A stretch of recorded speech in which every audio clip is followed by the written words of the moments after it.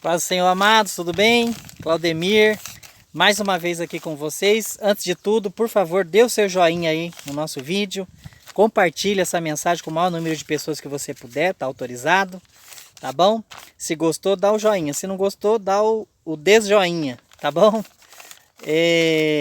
Eu vou dar uma continuidade a uma mensagem que eu preguei esses dias, em Tiago capítulo 5, versículo 16, que diz: confessai os vossos pecados uns aos outros, né, e orai uns pelos outros e sarareis. Ou seja, o apóstolo Tiago dando uma receita para nós de como ser curado. Há muitas doenças dentro da igreja, muitas doenças psíquicas que estão acometendo os nossos irmãos devido a um sentimento de culpa, a um pecado cometido, e ele por não ter com quem falar, com quem desabafar, né, seja problema de ordem moral, de ordem psicológica, não importa, né? Há casos que a pessoa às vezes viciou-se em pornografia, ou roubou, ou cometeu adultério, prostituição, né?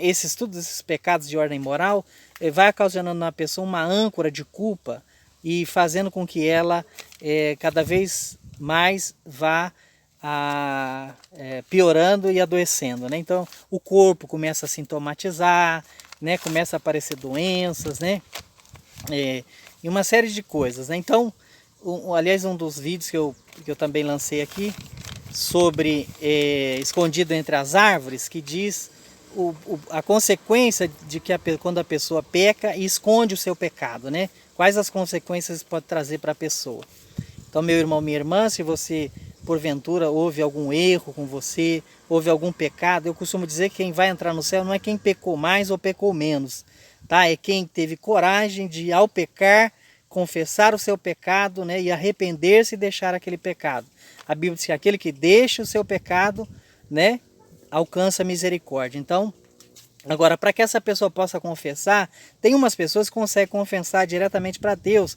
João fala isso, né? Se nós confessarmos os nossos pecados a Ele, Ele é fiel e justo para nos perdoar. Ou seja, há então uma forma, às vezes, de você pedir perdão diretamente para Deus. Mas tem pessoas que têm dificuldade nessa questão e ela precisa falar do seu problema com uma outra pessoa.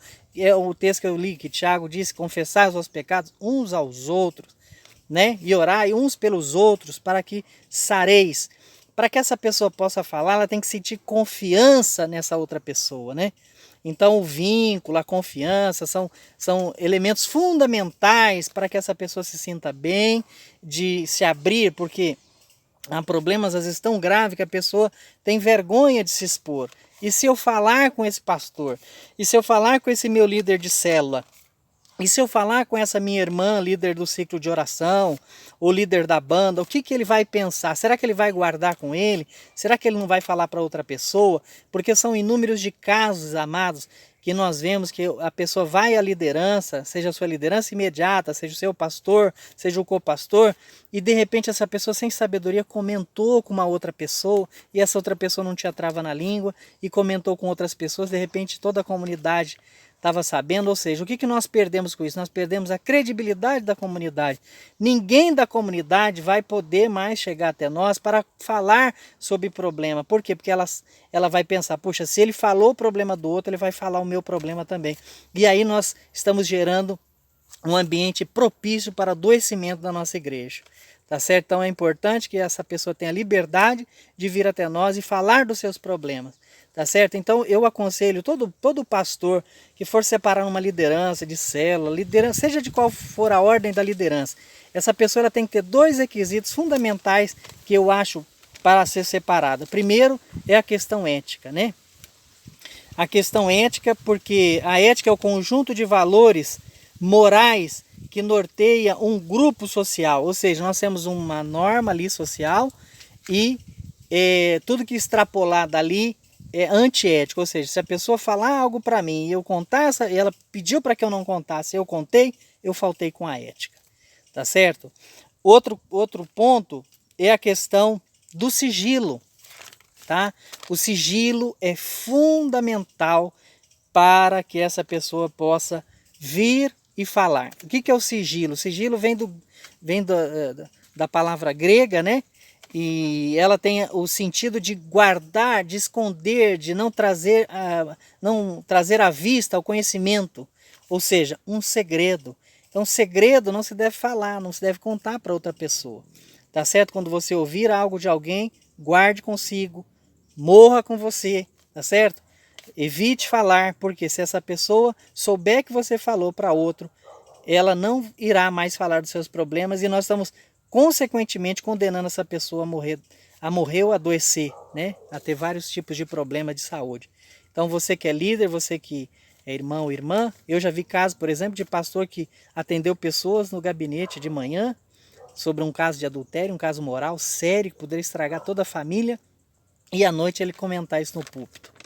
Então se você atendeu alguém no púlpito, no gabinete, não vai falar no púlpito, né? Eu sei que a intenção é boa de dar exemplo à comunidade, mas às vezes as pessoas fazem associações e elas adivinham não, através da associação nós descobrimos quem é, né? Então tem que tomar muito cuidado com essa questão de associar, de falar, né? Porque as pessoas associam e falam, fulano, olha, fulano adulterou.